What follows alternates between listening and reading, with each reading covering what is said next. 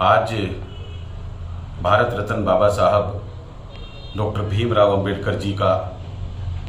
67वां महापरिनिर्वाण दिवस पर समस्त देश उस महामानव के चरणों में पुष्पांजलि अर्पित कर रहा है, श्रद्धांजलि अर्पित कर रहा है। मैं भारतीय जनता पार्टी में एक अनुसूचित जाति मोर्चे का पूर्व में राष्ट्रीय उपाध्यक्ष रहा हूं। मेरा बाबा साहब के महापरिनिर्वाण दिवस पर स्पष्ट कहना है कि मौजूदा समय में हमारी सरकार सम्मानित देश के प्रधानमंत्री श्री नरेंद्र मोदी जी के नेतृत्व में जो बाबा साहब ने स्वप्न देखे हैं,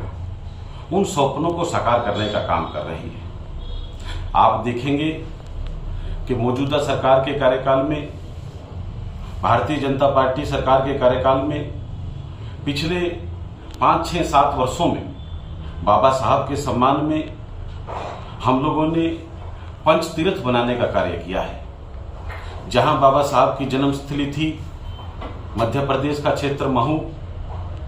जहां बाबा साहब ने शिक्षा ग्रहण की लंदन की भूमि,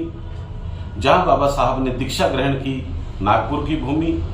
जहां बाबा साहब का अंतिम संस्कार हुआ दादर मुंबई की वह संस्कार भूमि, और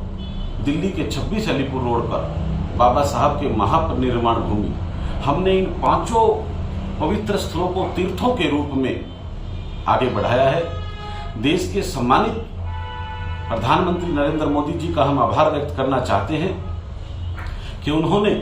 भारत रत्न बाबा साहब डॉक्टर अंबेडकर जी के सम्मान में वर्ष 2015 में जब हमारी सरकार बनकर आई थी, लोकसभा और राज्यसभा का संयुक्त सत्र 2 दिवस तक लगातार जारी रखा।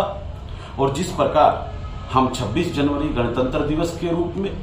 15 अगस्त स्वतंत्रता दिवस के रूप में हम मनाते हैं, राष्ट्रीय उत्सव मनाते हैं, उसी प्रकार बाबा साहब के सम्मान में 26 नवंबर संविधान दिवस की मनाने की परंपरा को देश के सम्मानित प्रधानमंत्री जी ने, मौजूदा हमारी भारतीय जनता पार्टी की सरकार ने आगे बढ़ाया है। साथियों, आज मैं बाबा साहब के महापरिनिर्वाण दिवस पर यह संदेश भी देना चाहता हूं कि हम लोग जहां विभिन्न विषयों में उलझे हैं, हम लोग टीका टिप्पणी करने में उलझे हैं,